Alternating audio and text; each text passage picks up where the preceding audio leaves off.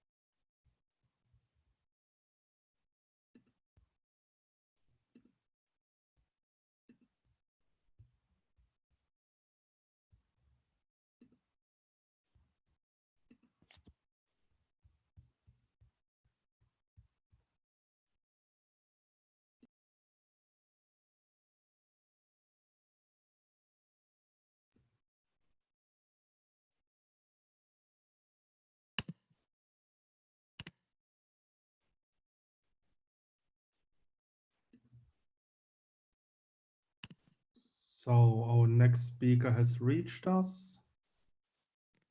Still got a few more minutes to give all the other viewers a chance to join.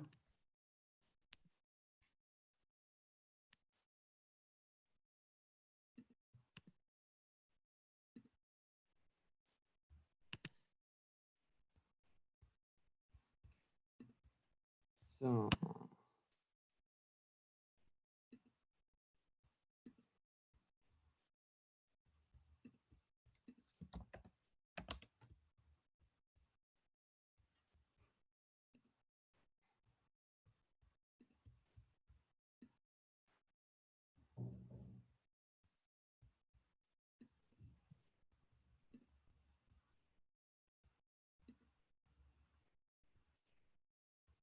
Mal schauen, ob das alles funktioniert.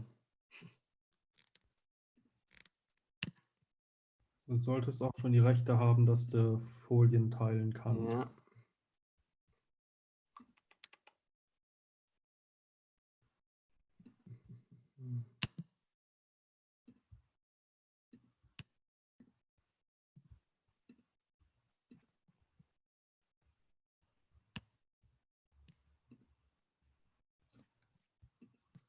Ich versuche gerade hier auszuwählen, dass ich. Here we go.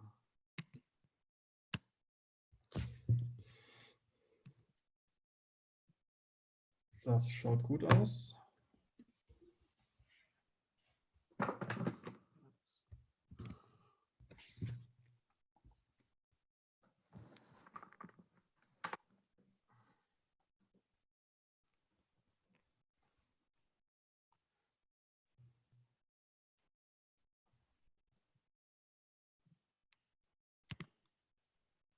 Ja.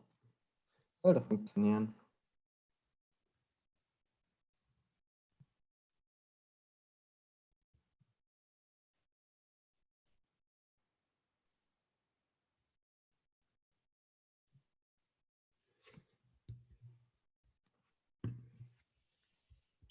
So let's see, we've currently got 20 people in the stream. So I guess we'll wait another 2-3 minutes.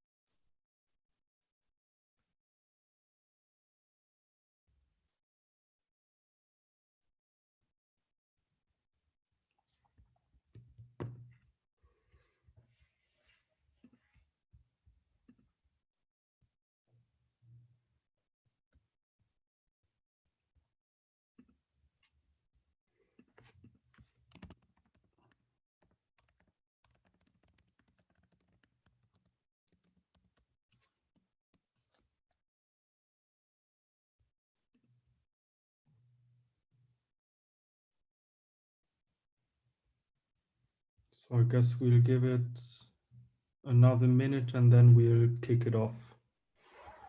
In the meantime, it seems we've got another talk following up.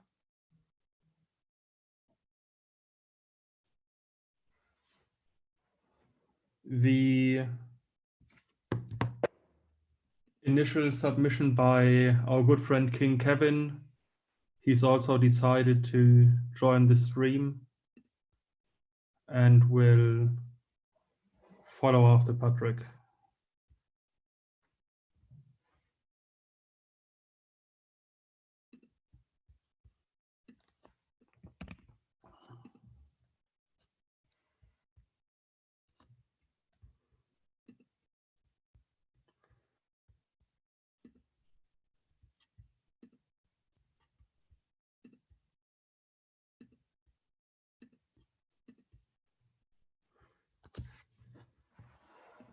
So I'd say we can kick it off again. Thanks a lot for joining us in the stream and supporting us in the digital version of the conference, as the physical one didn't work out. And with that, I'd say the stream is yours and a lot of fun to all in the audience. You may. Perfect. Thank you very much. And yeah, so at first, thanks for having me. I'm pretty happy to be here and to present, even though it was not possible physically. I will talk about IoT security and alarm systems today. Just a brief introduction. That's my name, just a small introduction to myself. I'm a security consultant at Enviso, Germany, and I'm a penetration tester, do some red teaming, network infrastructure testing, and so on. And yeah, so the structure of this talk is about IoT and what the IoT is in context of this presentation.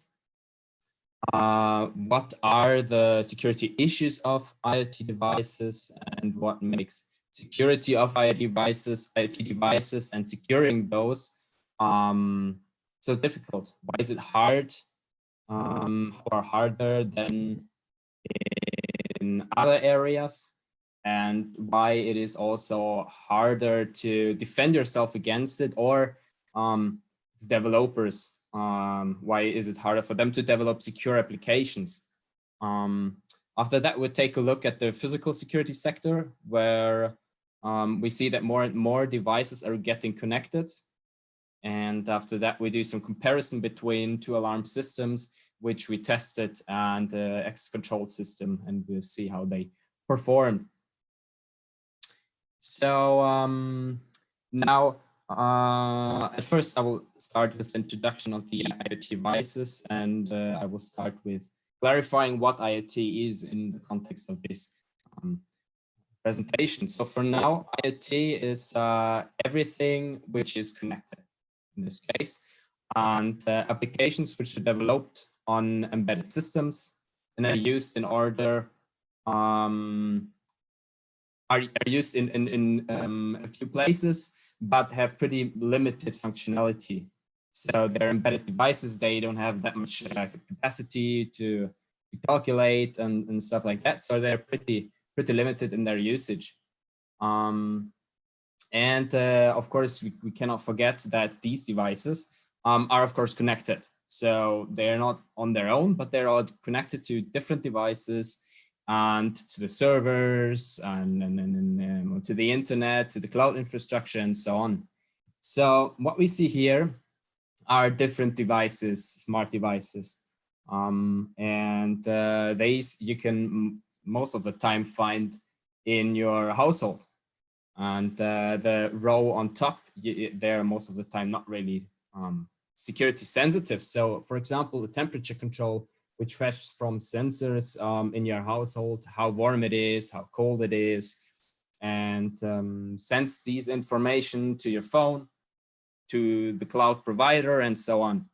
Then next is a vacuum cleaner robot, which knows his way around on his own, so you don't have to do it manually.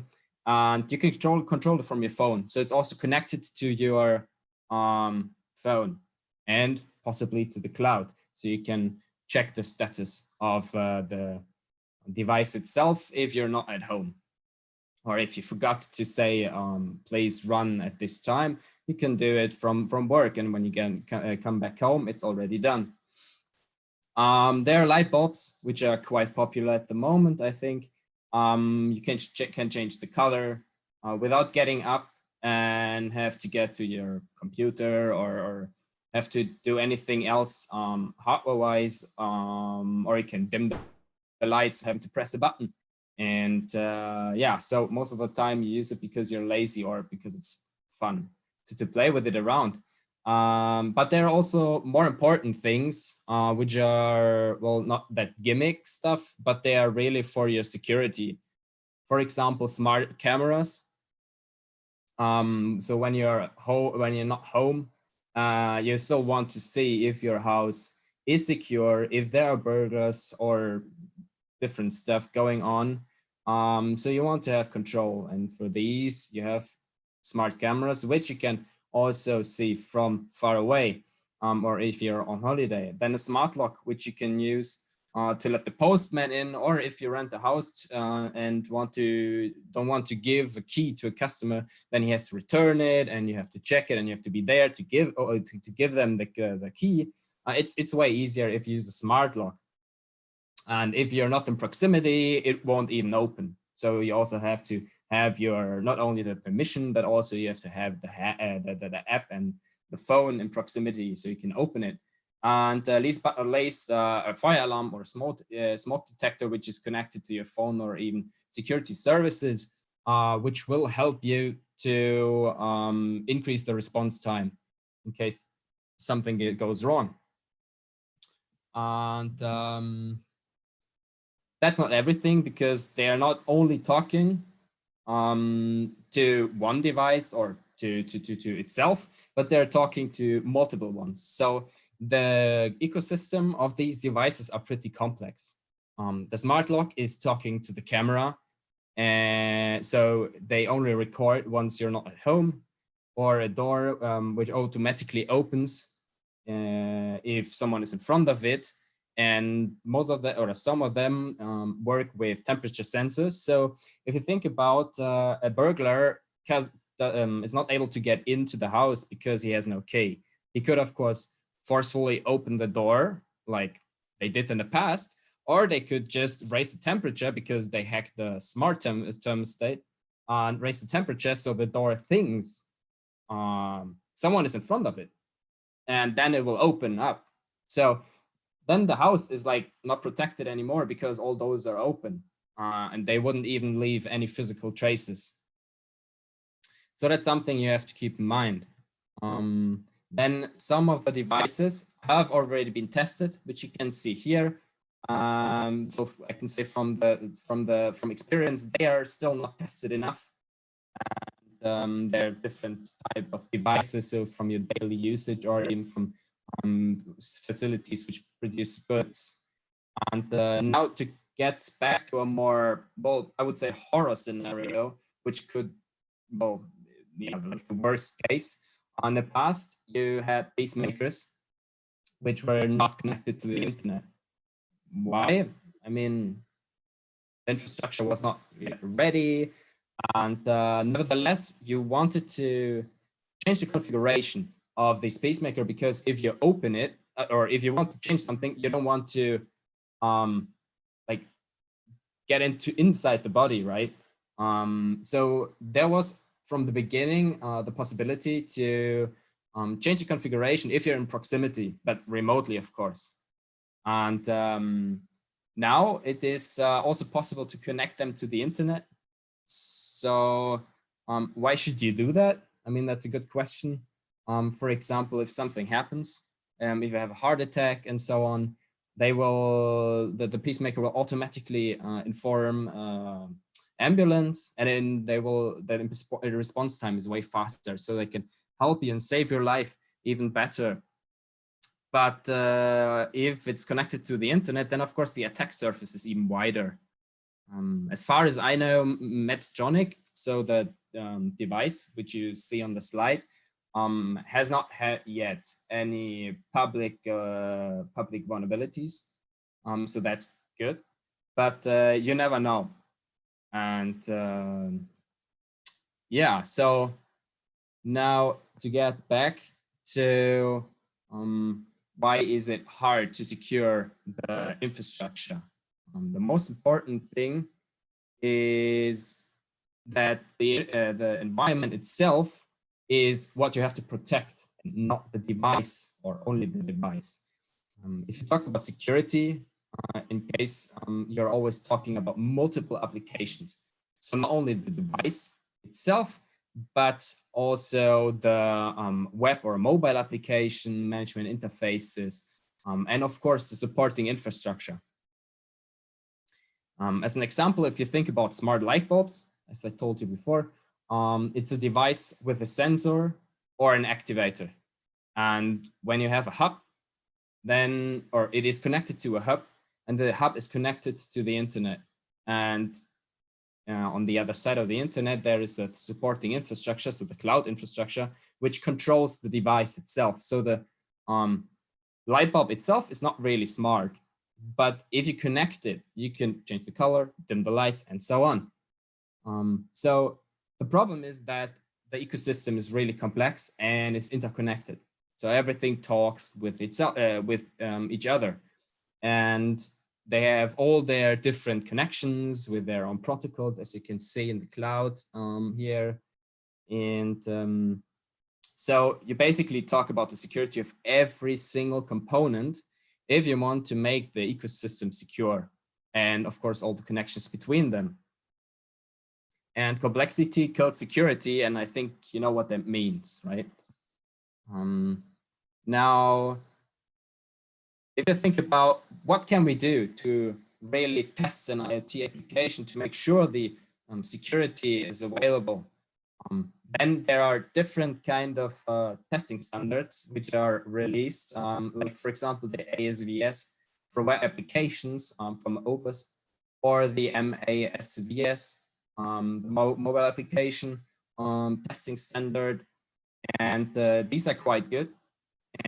But the problem is that they're all in different sectors, and with each sector there are different requirements and verification standards which have to be met.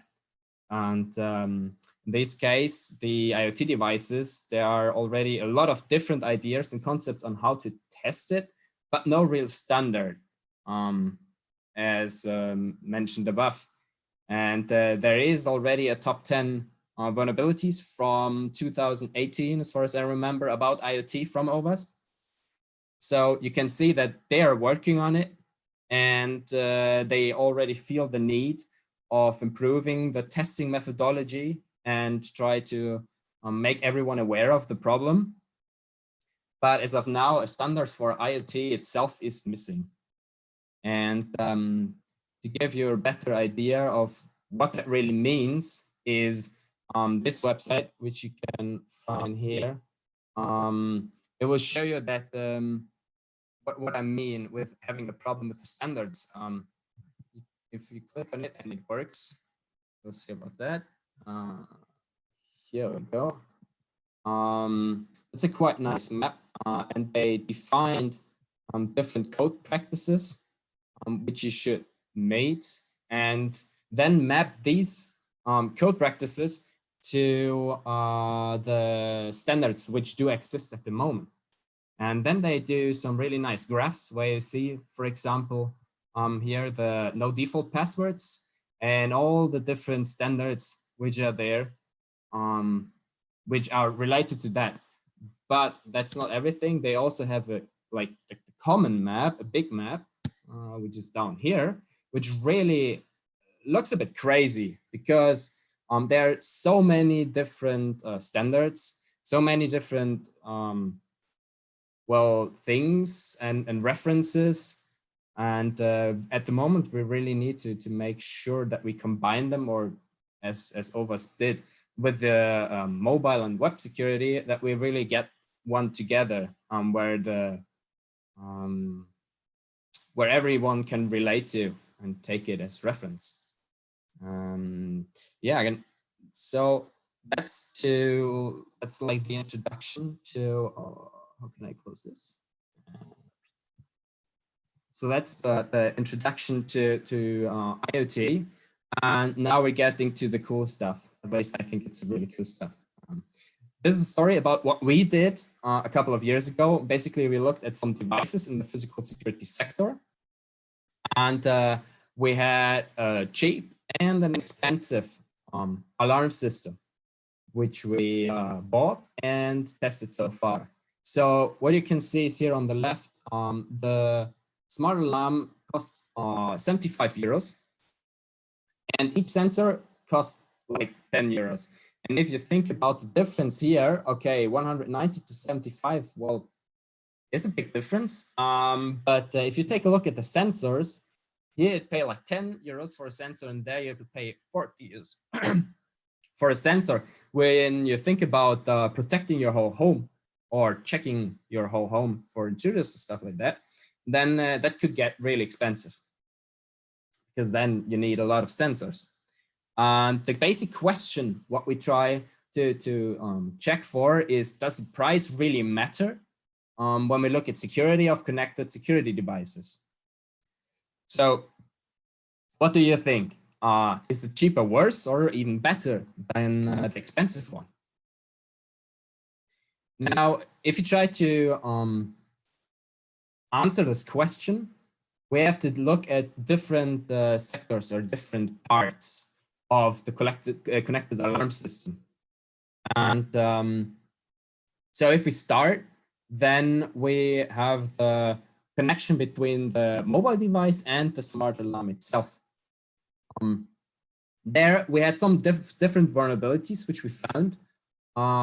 So for example, unencrypted communication.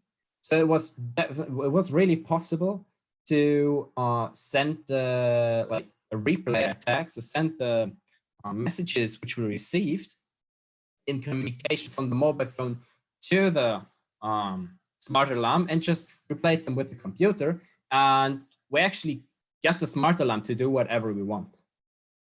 That was possible because there was no secure communication, and since we are not only the bad guys, which where we want to exploit everything, but we also want to think about and help the developers or manufacturers on how to solve the issue. We thought about, okay, what could we do? So for example, we could secure the communication. You could use secure communication. So SSL, for example, TLS. We could enforce strong authentication. We could prompt users to change the default credentials, which is, as of now, still a big problem because most of the devices, smart devices, have default credentials, which are publicly available on the internet, and disable the access point after setup. So to set up these devices, usually they spawn an access point where you connect with your phone to it, and then you can configure it, and you can enter your Wi-Fi credentials so you can connect to your home Wi-Fi and so on. Yeah, so that's the thing which you could do to fix the issue between the mobile application and the smart alarm. Now, but there are also different sections where you could also find where we could also find vulnerability. So the device itself, of course, it's an embedded device, and that's how it looked like. That's the hardware of the smart alarm, of the cheap one. And we have different components here, like the 433 megahertz transmitter and receiver, which you can see here, here. We have GPRS, because the smart alarm is also able to send SMS messages in case something happens, so they can connect, can inform you. We have Wi-Fi, so it can connect to your smart home network. The 433 megahertz receiver and transmitter are for the sensors, so it talks via these sensors with them. Of course, the siren, which really does make sense for a smart alarm, right? and a switch and a power connector, UART pins, so serial interfaces, and backup battery, which is quite smart already. So if there is no electricity anymore, then at least a smart alarm works for a certain amount of time. And the flash memory. Quite fun thing about the flash memory is that the flash memory stored the information of the, for example, the Wi-Fi password if you connect it to your home network, and it was stored in plain text.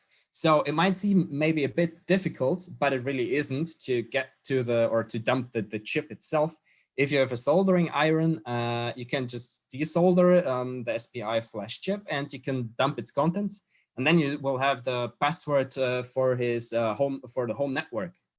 And well, I mean, if he throws it away, for private people, it's maybe not a big issue. But if you think about companies who buy these devices, it could be a bigger problem, because attackers could dumpster dive or steal the device, and the attacker would be able to get into the not only the home network, but for companies into the internal network, which is definitely not what you want.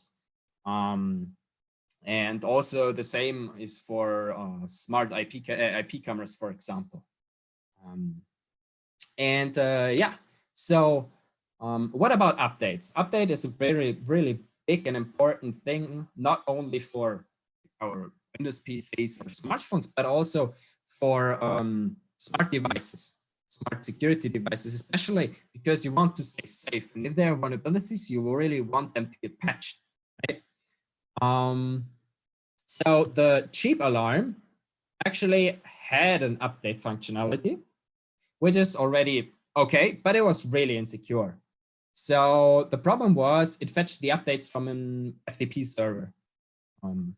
Yes, and the firmware was not encrypted and not digitally signed.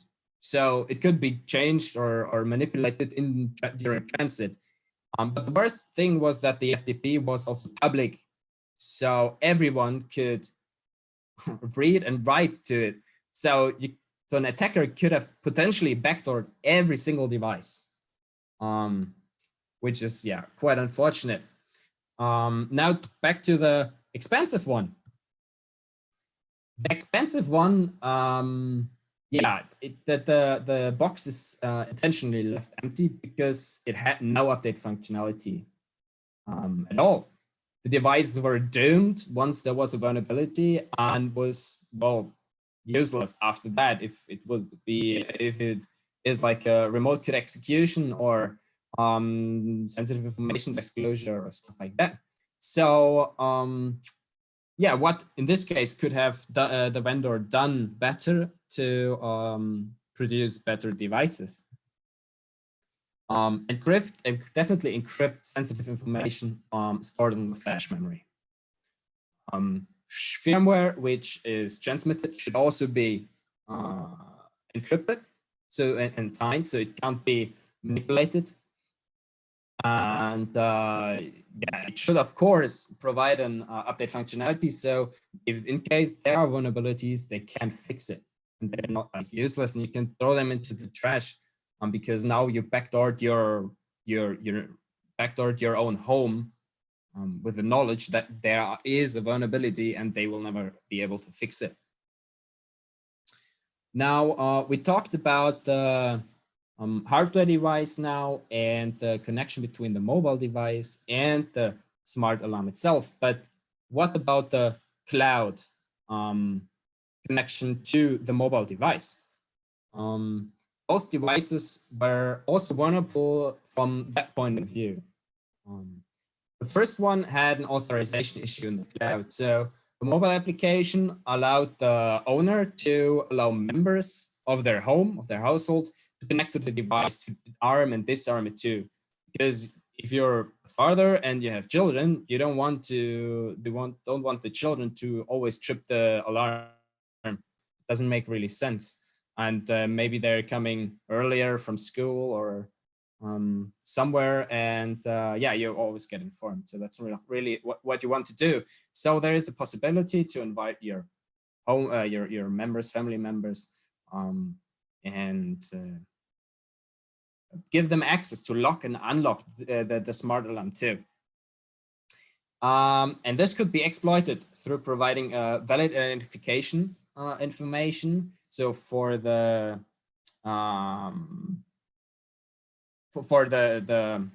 cloud itself, so you have to have valid identification, valid user information, like password and username. But you could define the ID, which is connected to uniquely connected to each smart alarm itself, and just talk to them and send a request to them. So you could really take control over all devices connected to the cloud. Pretty nice, right? I mean, bad. And what did we next? Because that was quite nice, and we thought it would be really interesting to do it faster, especially for demonstration purposes. So we wrote a small program, small script, where you just have to enter a username and a password. Like I said, they have to be valid. So you have to buy your own smart device from that manufacturer. Like I said, it's a cheap one, so it's not really expensive. And then you could just enumerate the IDs, because at first they really looked a little bit random. But if you iterated over them and checked them, then you could really see some increasing, so incremental IDs. And yeah, just specify it, and you can remotely arm, disarm, and so on the devices, which was quite unfortunate to see.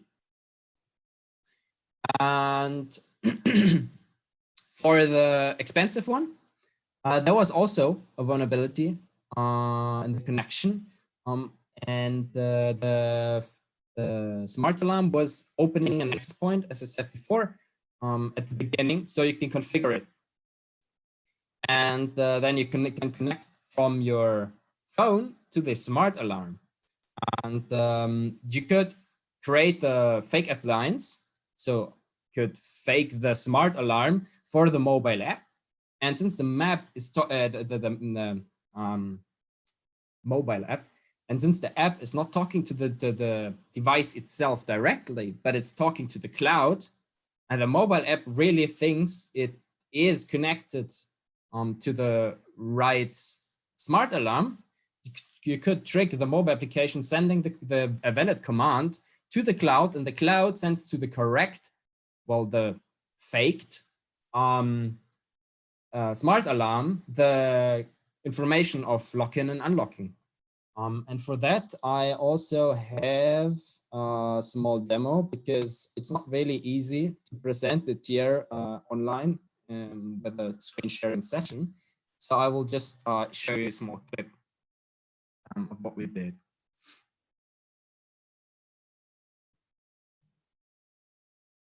So here we armed the device as the owner.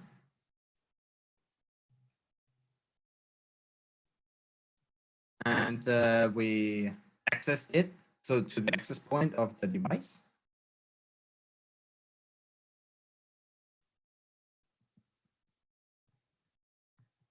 Now it connects to the cloud and tells you, okay, it's working.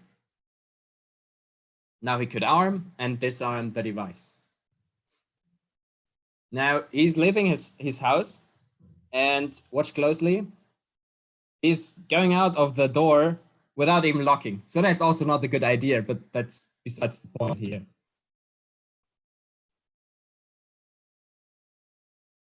And now with a simple script, we are able to create a fake appliance. So connect to an self-created access point, which really looks with the SSID and so on, like a real smart alarm, and then just connect to it. Like I said, it's a fake appliance. It's not the real device. And then you receive the device which we want to take over. And it says, perfect. it's armed and we are connected to this device. Yes, and an attacker can now just unlock the device, and it actually works. So he's now inside. So that's that. Now we talked about several different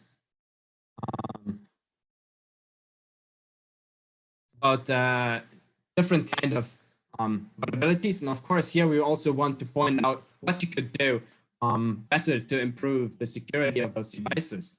Ensure strong authentication, of course, and authorization, where you could centralize it in the cloud, where you have a client procedure, which cannot be manipulated from client side. And for example, you could use something which is done for Bluetooth, where you get a PIN code on the device itself, where you then have to enter on your mobile phone. So that could mitigate the problem. And now we have a lot of things covered, but the last thing is like the real core functionality of the device itself. So the device should keep yourself. Thus, it will the alarm will trip once the sensor is being activated. And also there, we were able to find a vulnerability and exploit them to pass that or pass by it. So how does it work? You trigger the sensor, right? We have sensors at our windows, for example, and then a message gets sent over 433 megahertz to the alarm, and the alarm checks, is it armed or not armed? And then depending on that, it will make a sound or it will just keep silent. And now with a jammer, it is possible to create so much noise in this communication channel or in this frequency range that the alarm device doesn't really understand what's going on, and it doesn't recognize or hear the message from the sensor itself.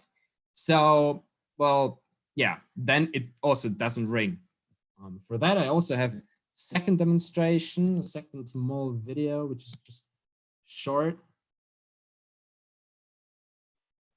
So that's the cheap alarm. That's a real alarm, which we tested. And it's now armed.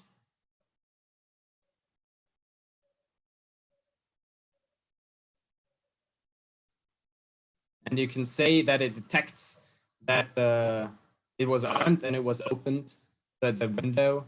So it threw an alarm and tripped it.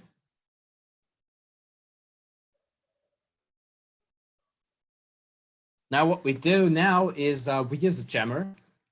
Since jamming is not legal, we just created a really, really small one, which we have to put next to the device itself, to the sensor, the receiver, and yeah.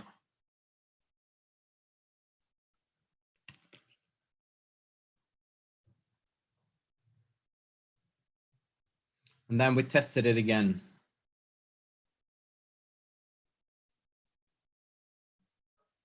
And as you can see, the light is on here, or was on at the sensor, but no alarm is going off, even though it is actually, here you can see, even though it's actually armed.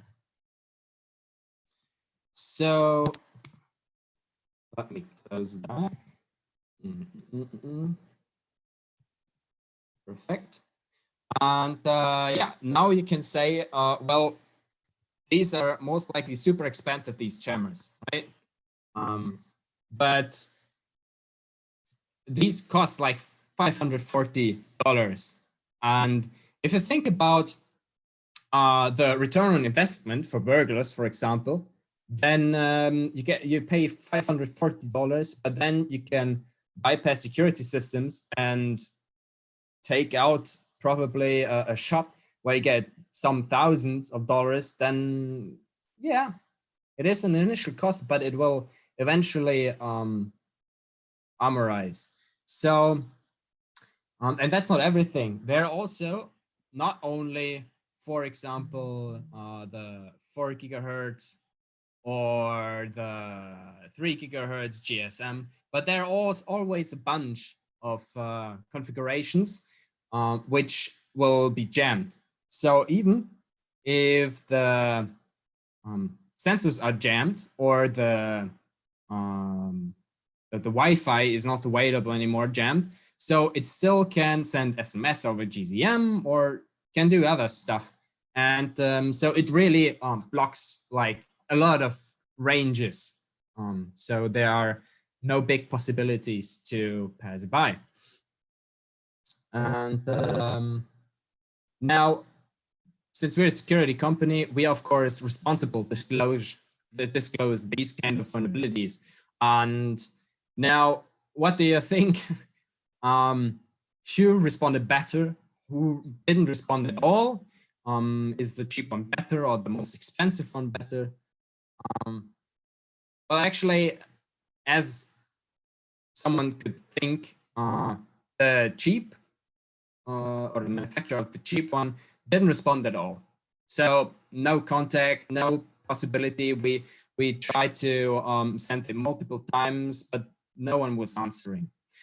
The cheap one was also no response at first, but then we insisted and tried it again and again, and then we received an email of an employee.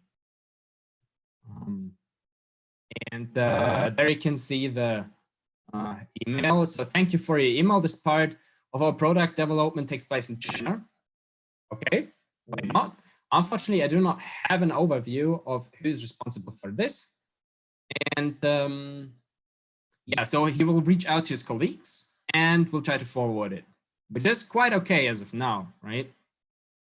Then the next mail, as of now, we haven't disclosed any vulnerabilities because we wanted to make sure that we are at the right point.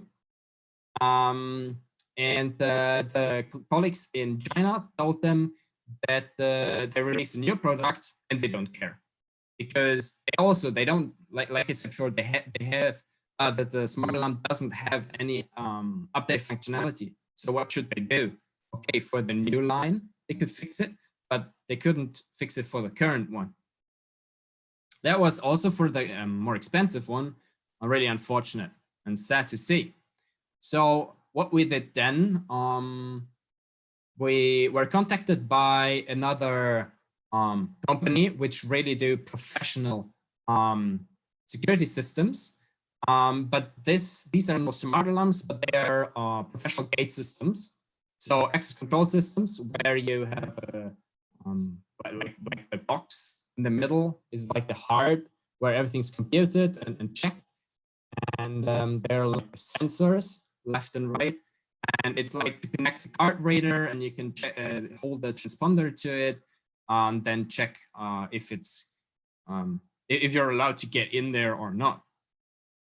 And yeah, this is the box which you just connect to the wall, and then you have the system available on all devices, perfectly aligned for mobile devices, and you have access from all over the world, all over the place, because it's also connected to the internet, to their cloud systems. And there you can manage the transponders, there you can check the logs of the rooms and so on. So that's really a professional solution. And now the question is, are there also vulnerabilities, even in real professional products? I mean, we as security researcher, we say there are never no vulnerabilities. So you just have to look deeper, dig deeper, and check it out. And of course, we also found there vulnerabilities. So what we thought is, what is the use case of an attacker? What should he has to, or what does he have to do to have some gain, or what does he have to do to control it, the system, and have a gain from it? So he has to connect via the internet to the domain which provides the access, right? So the overlay which you can see here, and then he can has control over it. But at first he has to pass the lock-in screen. So there is a lock-in screen, of course, and they need username and password for it. And after that, he's able to change to take a look at the logs. He can open doors, he can unlock it, grant access, and so on. So basically, he then has an open door because he can control everything which is going on. So that's what we really try to bypass because it's the most interesting thing to do. And yeah, so that's what we did. And for that, we have a very small, here you can see the red dot, which means it's disabled. And then you can say some scripts. And if you run the script, then you can see that now, then you can see that it was green after that. So it was also possible to change that. Why was it possible? The vulnerability itself resided in an older version of these endpoints, which were used, and these were not disabled. So we could exploit these to gain access and to change things. Yeah. So again, we created a small hacker panel where you just have to enter the cloud address of the target and the IDs of the doors, and well, yeah, grant access, lock and unlock it. Now, how did this professional provider respond to the vulnerabilities which were reported? Of course, they fixed it. And that's really fantastic. We had good feedback, good communication, and yeah, that's how it should be done, and that's how manufacturers should behave in case of vulnerability being found. Now, to wrap everything up, we talked about that it's very hard to secure an IoT application because it's a complex ecosystem in many different places where things could go wrong. We saw that that there are different points where you have to be careful, that you have to think about the whole system and not only about your parts. And yeah, that's about it. Thank you for being here and listening to me presenting, I think, a really interesting topic, which will keep us busy also in the future. And yeah, that's it from my side. Perfect, then. Thanks a lot for your time. Thanks for presenting. Thanks for taking part in CyberCyderSecurityCon, and I'm just magically switching the light on here. Yeah, even though we didn't make it on site, thanks for sharing. And I guess now it's yet again time for questions. As always, we've got the slight delay, but let's see if there's anything.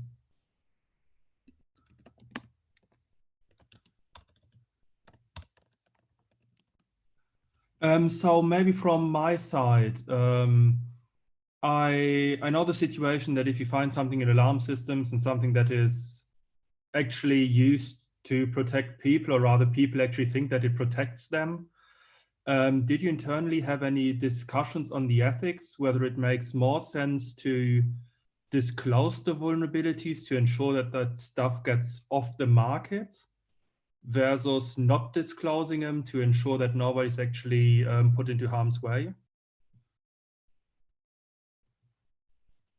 Oh, it's muted. I think you're muted. Yeah, right. Took me a second. Of course, there are always these kind of discussions going on. It's not easy, as we see in the whole branch or in the whole security sector. There are different opinions about how to disclose things.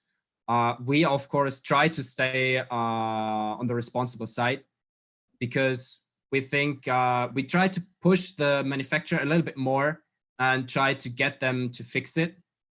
Because I think it's just important not to throw some exploits or proof of concepts around, so they really feel forced to fix it. Also, it's a responsibility issue, of course, and I think most of our manufacturers or where we worked with, they responded good. So they fixed it. So we hadn't really had a problem like that before, but of course there are these problems. Yeah. Okay, sounds good. There's a question via YouTube whether you actually also had a look at the firmware itself. Yes. Yeah, we also took a look at the firmware itself. So we dumped the firmware and analyzed it. There were sneaky backdoors. Yeah, there were no sneaky backdoors found. But it doesn't of course mean that there were no, or that there are no backdoors in these kind of systems, especially if they're created well somewhere else. But no, we didn't found anyone. Yeah.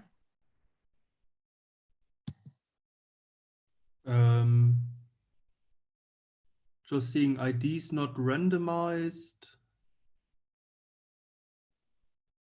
Ah, you mean, yeah, the usernames. Yep, that was covered. Okay. Then I'd say, yet again, thanks a lot for your time. We'll find a way to thank you in a proper way with a bunch of cider. So we'll be in touch. Sure, always welcome. And with that, we slowly but surely, I guess, another 2-3 minute break. And then our next speaker, King Kevin, should join us for the next talk. So thanks a lot for your time.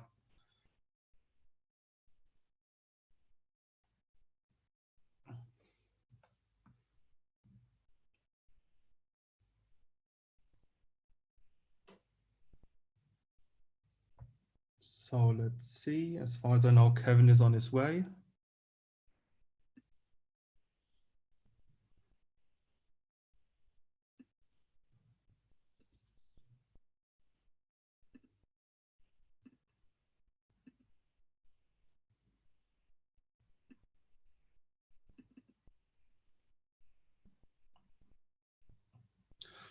So on the side, while you're watching the talks, we're actually discussing the day tomorrow. So it looks like we'll be having a few more talks tomorrow afternoon. We aren't exactly sure yet when we'll start. We already thought about rather starting at 5 rather than 4 to ensure that also our friends from the US are able to join and to listen in.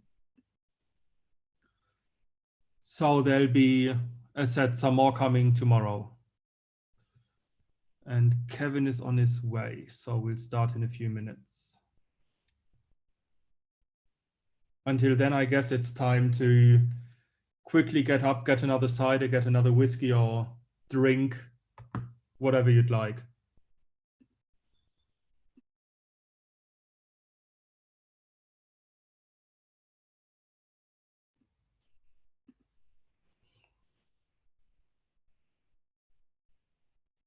And here we go. Hi, Kevin. Hello. So Kevin would like to talk to us about his, I'd say, odyssey with USB 3 cables. I can remember talking to you about the topic in San Diego last year already, and it has taken you quite far until now. Yes, and this is only the introduction to it. Perfect. Then enjoy. Can you hear me clearly? Yes. Okay, so this is not a very technical talk. It is more a couple of tricks about USB, so you can switch your brain off and enjoy all the pictures. So we'll talk about USB cables, and you might wonder, for example, why your phone doesn't charge very fast.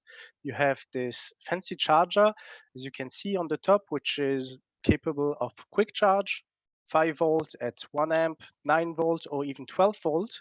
In the middle, we have a USB monitor, which will tell us which voltage and which current it's using. And let's plug in the first cable, and we see that our phone, which supports quick charge, only charges at 5 volts and under 500 milliamps. So this is annoying. Second cable, 5 volt, but above 500 milliamps. That's a bit better, but it's still not very good. And then the last cable, 9 volts, and now we know we have quick charge and we can charge really fast. Here the current is low because after testing a lot of cables, the phone was charged, so it didn't charge anymore. And I will explain you why this happens. So in the end, you don't have this issue anymore and save a lot of time. Why I arrived to this topic is because I'm doing a lot of hardware, also with USB stacks. And sometimes you just plug the hardware and it doesn't work. It doesn't respond. So you think, okay, I fuck up the firmware again, and you spend out 1 hour developing the firmware and saying what is wrong.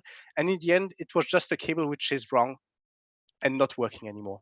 So we'll see why this happens. And I hope that once you understood, you won't have this problem anymore. So connectors, cables, the first important part about connectors is the cables is the connectors. On the host side, on the computer side, you always have USB type A or USB-A, I will call it, which looks like this. It's getting rid with USB-C, but USB-A will exist for a long time. On the device side, you had this USB-B plug. It's really large, but it worked well enough. The problem is that it is really large. And here size matters. We wanted something smaller simply because it doesn't fit on portable devices. USB was sought very early on for big things like printers and devices which take a huge the whole desk, not with portable and small devices like here. So what they decided to do is develop the mini USB, which you can see in the middle here, and it is a lot smaller than the USB-B. The problem with mini USB is that it is still too large. We like it very small, and this is mainly due to smartphones coming out. Smartphones are really small, and you cannot fit, or it's hard to fit mini USB. And when mini USB was invented, smartphones weren't really the thing. So they decided to create the micro USB, which you see is a lot smaller and which fits in the smartphones. But what you don't know is that there's another issue with mini USB why they developed micro USB. This is the durability. So on USB-B, you can see that in the receptacle, so the part which is on the device, you have spring contacts which make contact with the pads in the cable itself. On mini USB, you also can see the spring contacts in the receptacle if you look closely. The issue with this spring contacts is that when you insert and remove them very often, this tiny piece of metal tend to wear out over time. So after 5,000 insertion and removal, you have issues in the connection isn't reliable enough. And this was a real issue in the beginning with USB-B, so the huge one. This is not really an issue because you don't disconnect your printer all the time. You leave it on and that's it. You disconnect it once a year maybe, but no, not too often. On big devices, it was not a problem. But with mini USB, the springs are a lot smaller, so the durability is also smaller, and you plug and unplug them very often. So this is also a reason why they created micro USB, because now the springs, they are not in the receptacle anymore. So on the expensive device, the springs are in the cable. So now the advantage is that when the cable, when the connection doesn't work well enough anymore, you don't throw away the device, you just throw away the cable and take a new cable with fresh springs, and then it connects very, very well. So this is also why they created micro USB and why it looks a bit different.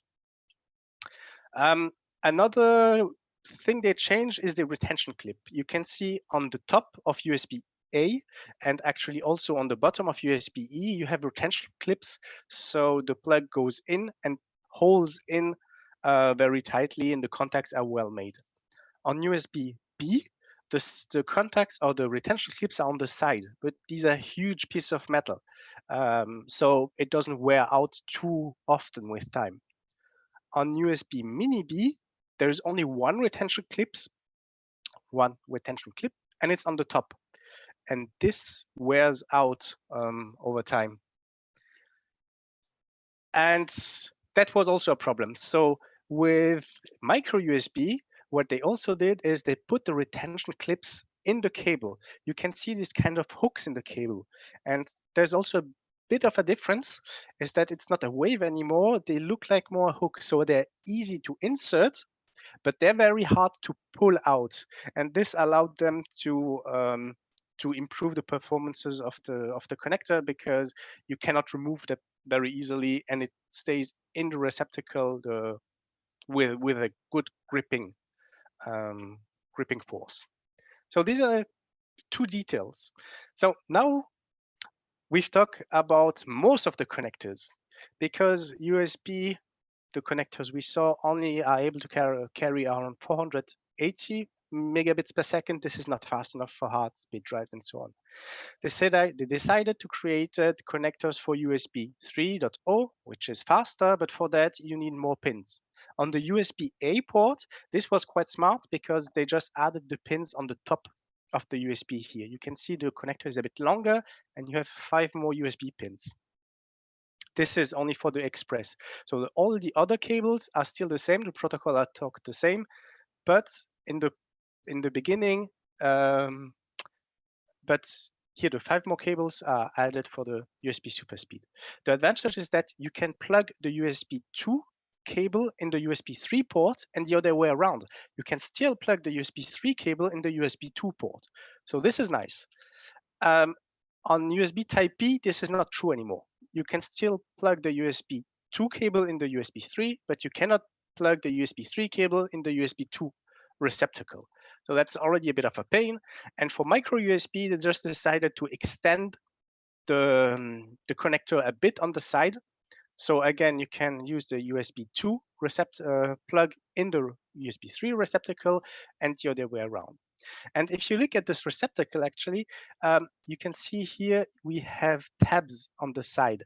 This allows also that the connector is firmly mounted to the PCB, because one of the pains of micro USB is that it rips off the board very fast, and this is not very pleasant. So most of the times when there are only SMD tabs, it doesn't hold very well.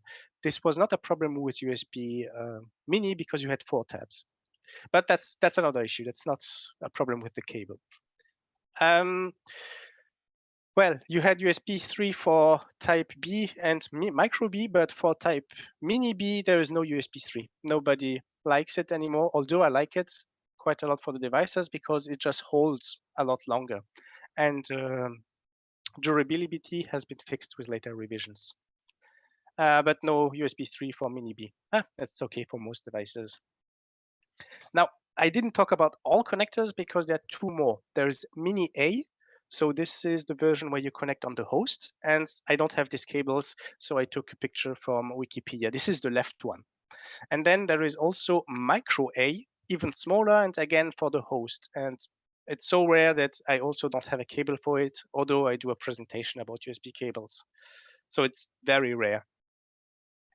So when now someone asks me, I just want a USB cable, I'll tell you, yeah, pick one. There is a huge table of cables. Some are compatible, some are proprietary, some are not standard, and so on. So it's a real pain. And once they probably know which one they have, if you already know what the difference between mini and micro is, then I just go to my huge box and I try to find one which fits. But nothing new for you here. You probably all know about all these connectors. It was just a really small introduction about the pain of micro USB cables. The interesting part now is inside the cable. This is how a USB 2 cable should look like and how it's defined. On the outside, you have a braided outer shield. So these are all the wires which are braided together. Just below it, you should have a metallic inner shield. And within this shield, you have 4 cables, red and black for power, green and white for data. And it looks really fine for transmitting data. The problem with that is this costs a lot to create. And most of the things is that while USB has been, or the USB connectors have been designed to actually transfer data, they got so popular that every small device with a battery wants use this connector just to recharge it or just to provide power. And when you only want to provide power, you actually don't need the green and white wires. You also don't need the shielding, because the shielding is only important if you transmit data at high speed, which you don't do anymore. You only need the 2 power lines. So what they decided to do is use the USB connector and only provide power. So as you can see here, instead of all the 4 cables, you only have 2 cables. The problem with only 2 cables is that USB only allows to provide 500 milliamps of current through these 2 cables. And this explains in the first slide why we only had 500 milliamps, is because we had this cable, which have only 2 cables. So you can only draw 500 milliamps.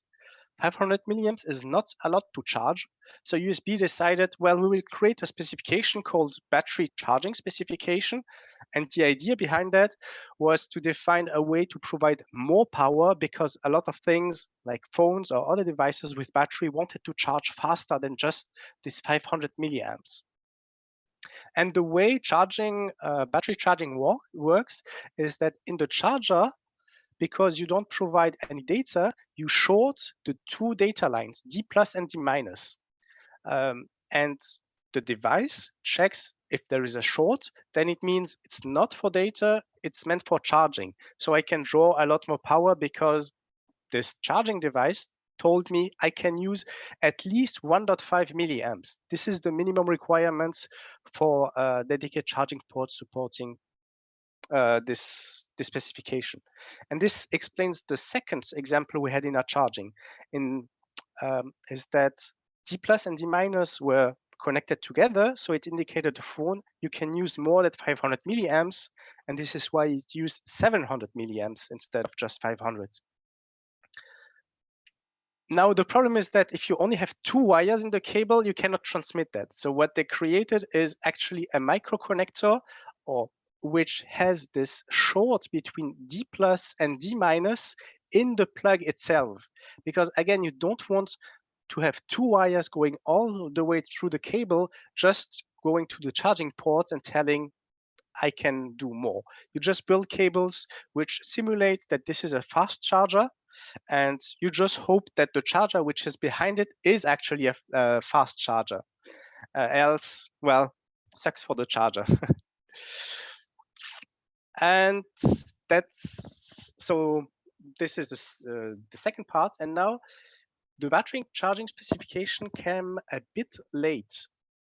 Other manufacturers created other ways to have faster charging ports. Apple is one of them. And probably you've heard of the name QuickCharge. QuickCharge is a charging technology proprietary from Qualcomm. And how this works is, instead of shorting D minus to D plus, they set a voltage on the D minus line and on the D plus line. So if the phone sets 3.3 volts on the D plus line and 0.6 volts on the D minus line, it asks for the charger, please give me 9 volts. This is actually still compliant to the specification. In the specification, the D plus and D minus line, although for data transmission they should be differential, they are quite capable of doing that, of shorting, of a lot of things. So this is allowed within the specification. The problem is that when you have a cable with only 2 lines, you don't have the data lines. So the phone, even it sets D plus and D minus, they will just get shorted within the connector, but this is fine. And you will not be able to ask for the charger to have more energy, or to have more current, or to have more voltage in general. So in this case, if you want your phone to use quick charge, you actually need a cable which transmits the data and the power lines. And sometimes you have cables like this. So the best way to figure out if your cable is quick charge compatible, or I'm just telling quick charge because this is the most known protocol, but all the vendors have a different one. MTK has one, Huawei has one, Oppo has one. They all define a way to have more power using the D+ and D- line. They're all proprietary. So the best way is to cut the cable and see if you have the 4 lines like this. And here the problem is that this is good for transferring power, but you can use it for transferring data because the 2 data lines are not twisted. It's important for differential connections, and they are not shielded. So for low-speed devices, it's quite okay because there is not a lot of noise. But if you want to use 480 megabits, then there will be a lot of noise, and sometimes your device will just disappear. So for charging, it's okay. For developing microcontrollers with high-speed data, this cable is not okay. You still need shielding. So the best way I found, or the easiest way I found to figure out if a cable is good or not, is simply to check if the shields on both sides are connected. You just use a multimeter, and if you see in the resistance mode, if you see OL, outer limits, over limits, it means that the shields are not connected, so it's not a cable which has shield pin inside. They can still cheat, but at some point, if they put a shield, generally they put it the correct way with the outer shielding and the inner shielding. If you use a real cable and if you see there's a shielding, it's very probably a good cable. So you don't need to cut it, because the problem with you cut it, you cannot reuse it anymore.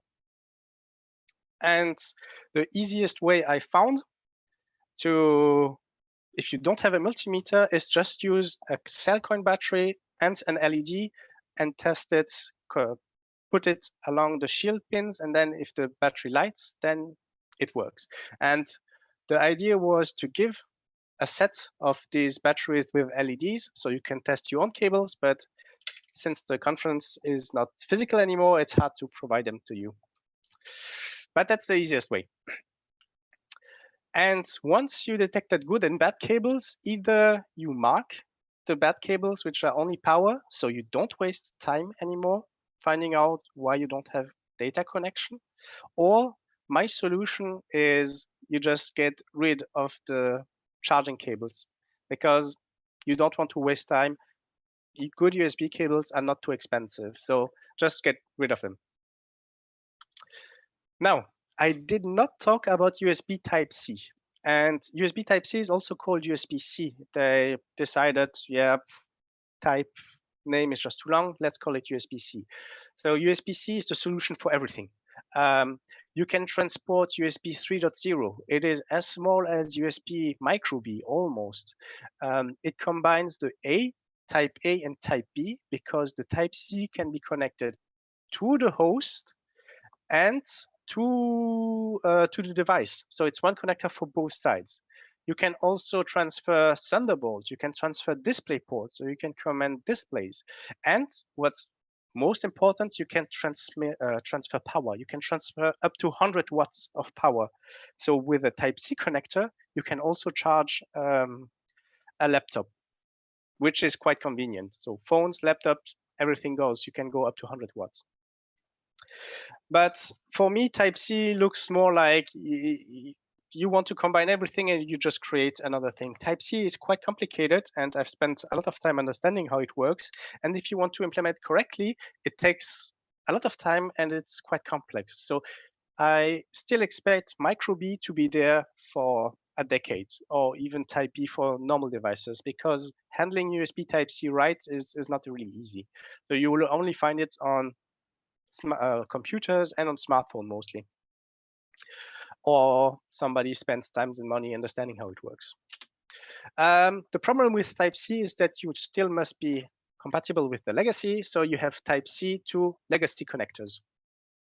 Here I have 3 cables, so this is even more cable to my cable connection, but actually they defined 7 cables. So you have just with one connector, you still have 7 new cables, and this is just for the legacy cable. For USB Type-C, you have 6 kinds of cables. So it's just that you have one USB-C cable with USB-C at both ends. You actually don't know which kind of cable it is. Here, we see 3 USB-C to USB-C cables. They are all different. With the other ones, it was quite easy to test because you just had to test the shield. Here, testing the shield doesn't bring you anything anymore because generally the shield is connected.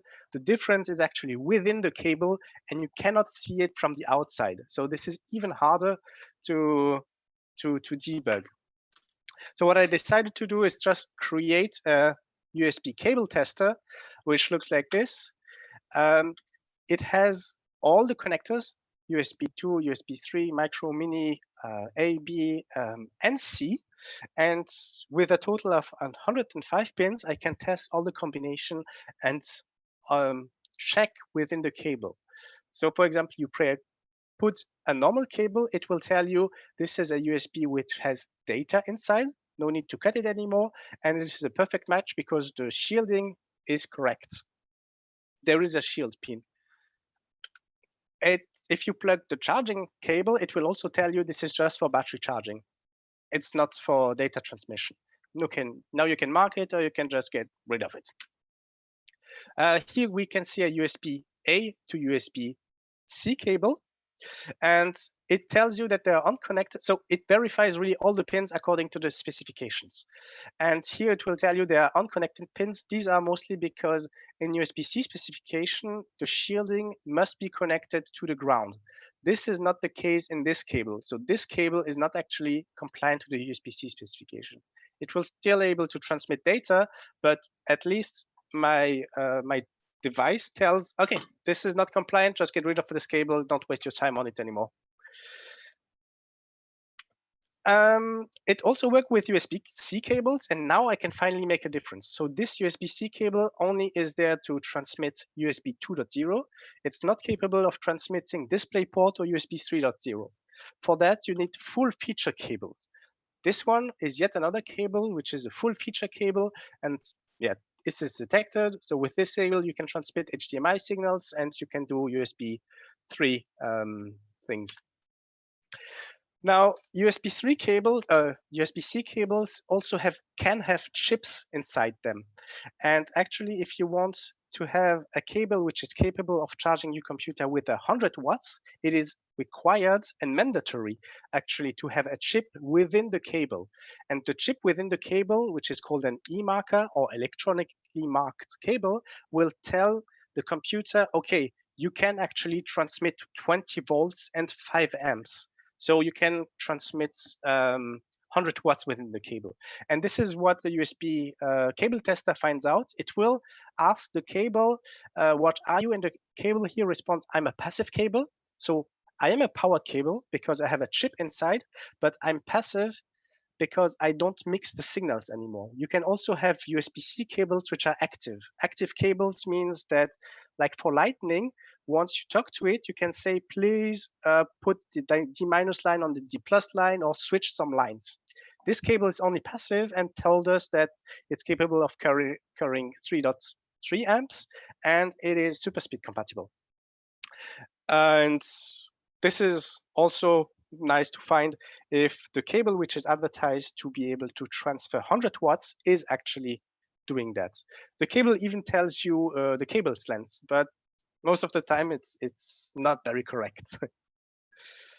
And the USB cable tester only tests the signals, so it only verifies if they're connected correctly, but the USB specifications has a lot more requirements about durability of the plugs, how thick the wires should be, how insulated they should be. So if you want to have more details, really have a look at the USB specification and you will find a lot of criteria to be a good or bad cable.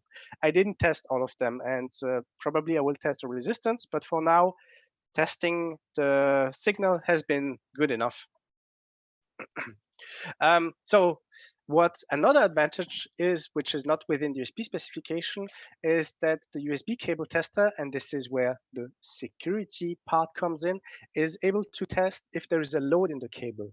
A load means a chip, which is not just an electronically marked chip. As you can see the cable here, if you look closely, it looks a bit suspicious. And if you open the cable, you can see there's a SIM tray on one side, and on the other side, there is actually a complete modem. This is a sniffing cable, spy cable. So in there, as soon as you plug it to the USB port, it will draw power and it will activate the microphone. Now, the USB cable tester can find out if there is some electronics inside which requires power, and it will not power it. It will just detect is the power or not, and it will tell you this is a cable with a load without even powering it. So this is the security aspect of my device. Else it's just a fun hardware project. If you're interested in the USB cable tester, this is just a prototype. I'm doing a second batch with a real case and a bit more compact because this is heavy and this is the prototype. What's useful is that here on this cable you could see it, but during the DEF CON, the Hack5 presented their OMG cable, which you actually cannot differentiate between another cable. And with inside, there is a Wi-Fi chip and you can eject payloads to computers and so on. Well, the USB cable tester can find this out. So if you're doing really high security, you should test the cables before you approve it because it's really hard to find inside the cable if something is there. Yeah, and that's it about USB cables. I could do also another talk about USB-C, but for now, if you have questions, I'm up for it. Thanks a lot for your time. Thanks a lot for presenting. As usually, we've got a few second delay between the stream and YouTube, so it will take a few seconds for them to get the question and start, asking questions. Yeah, if you're interested in the device, send me an email and either you get the schematics and all the software for the prototype, or you just wait a bit until the real device comes out. I'll take a copy of the schematics, and I've got somebody sitting here who's insisting on having one to play with, so. Did you actually find anything with the cables that you hadn't expected to find, or anything that really surprised you? Most of the time is not being complied with the shielding, and cables lie about their length or their capability, because once you cut them, you really can see is it thick enough to transport 5 amps or not. But that's it. Okay. No, nothing to mention. But what I found out is that the power delivery protocol, which is in the cable, is actually quite nasty, and what I'm currently working on is being able to do some attacks based on that, because the chip is small enough to fit in a cable, and I have a prototype, so I have a programmable chip in a cable, and it could actually pretend to be a computer and ask for any voltage, and the computer could try, or things like that. So this is yet to test. That also sounds cool. So there's one question on how much dollars you spend on USB cables per month, or how many have you actually killed? Yeah, lots. The connectors are more expensive though, and most expensive is not the cables themselves, it's the time reading the specifications, mostly the USB-C specification, because it is quite complex. So yeah, the connectors are the most expensive part in the hardware, in this hardware.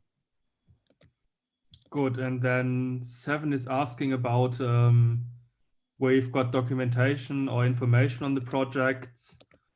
I'd offer you, if you haven't got it published yet, that I'll play Relay and get you into contact. It is partially published. If you go on git.qvoodoo.info, let's check if it's there. Git.qvoodoo.info. You will find, is it here? No, it's not here yet. Wait a bit, wait one day, and I will put it to this website. So git.qvoodoo.info. There will be all the schematics and all the firmware. Firmware is already there though. USB cable tester. Yeah, the firmware is already there. Where can I write it in big?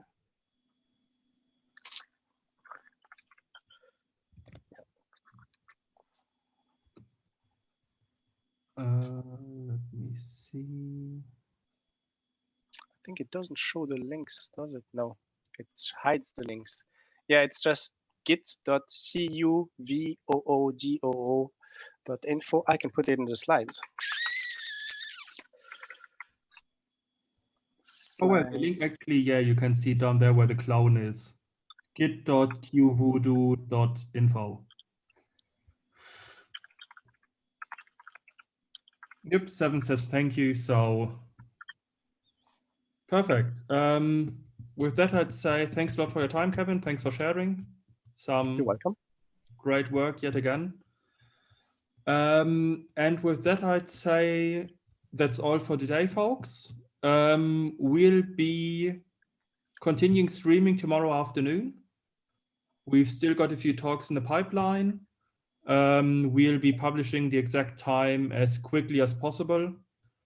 I guess we're aiming at tomorrow afternoon again, something like between 4 and 5 p.m. Correct, Chris? Yes, correct. Perfect.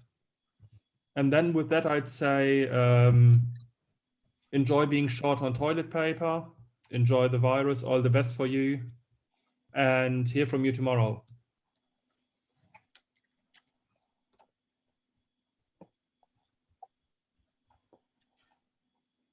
And goodbye. And good night. Bye.